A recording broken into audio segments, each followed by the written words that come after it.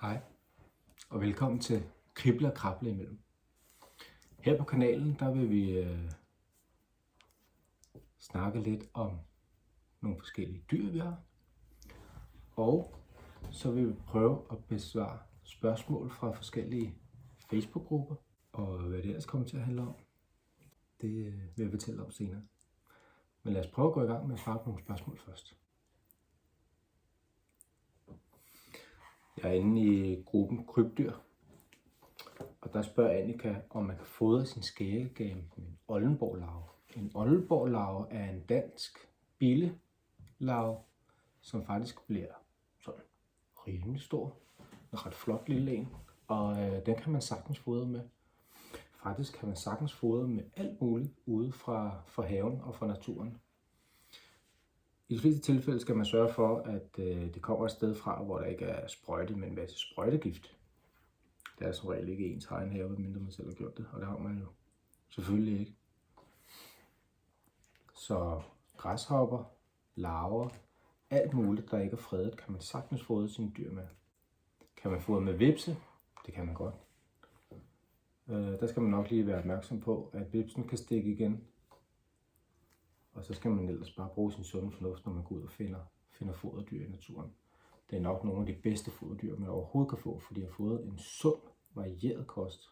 Modsat mange af dem, man for eksempel kan købe hos de fleste dyrehandlere, som har fået noget kyllingestarter og ikke rigtig noget andet.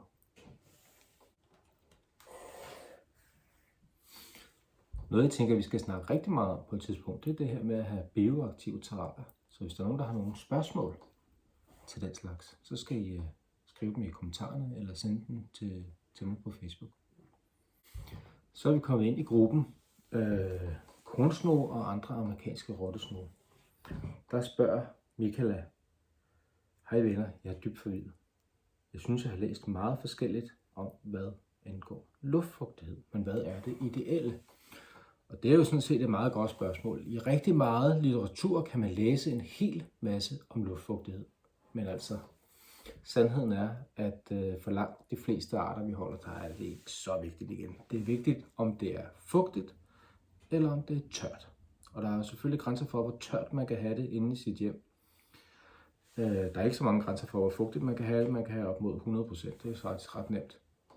Men en kornsnog kommer fra Nordamerika, hvor der ikke er specielt fugtigt. Det minder måske i virkeligheden ret meget om vores egen natur. Der er ikke de store krav til, at man behøver at måle en hel masse. En kornsnog er ikke særlig sart.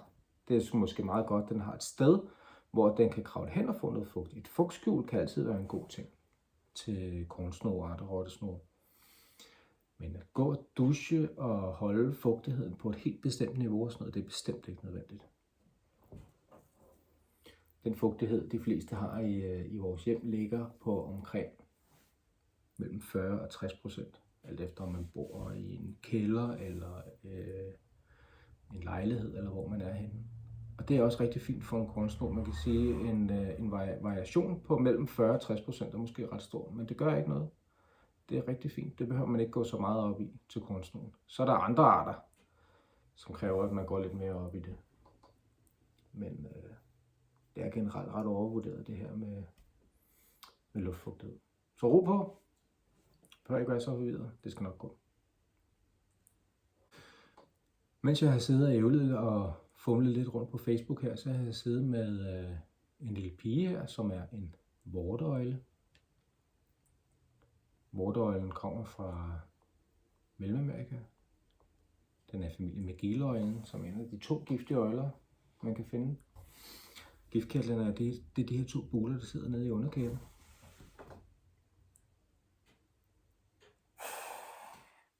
Hun er ved at være træt af at sidde her og hænge. Hun skal snart ind i sit terrarie igen.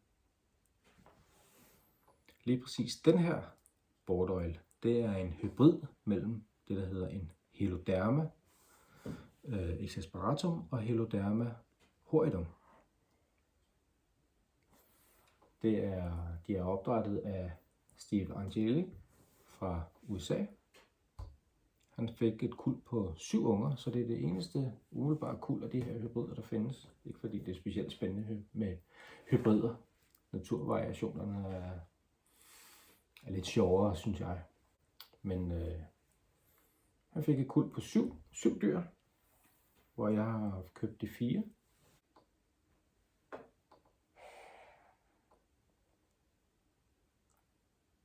Og dem skal vi snakke rigtig meget mere om på et tidspunkt.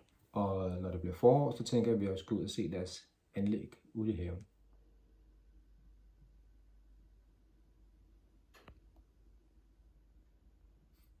Nu vil mig og Jane drage en tur til Rødovre og se på reptilmessen.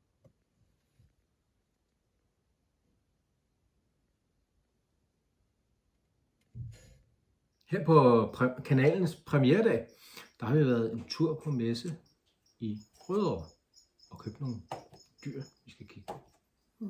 Det er blevet til nogle pinde fra vores gode ven Erling. Den første her, det er en Diapharodes gigantea. Det er nogle ungdyr, en han og en hund. Hunden er størst. Den ene der, det er altså en pind, synes den. Men vi har også fået et næsten voksen par. Det mangler lige, ja, hannen her er voksen. Det kan man se, fordi den har fået vinger.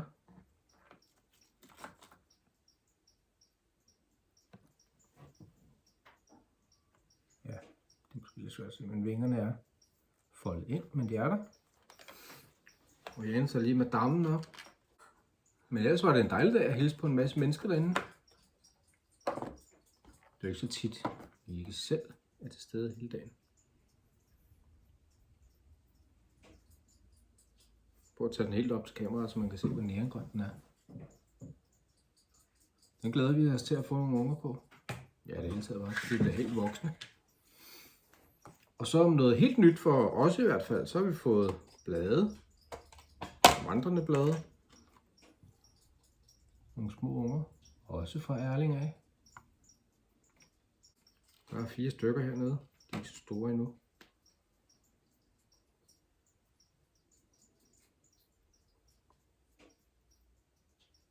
Så det var, hvad det kunne blive til.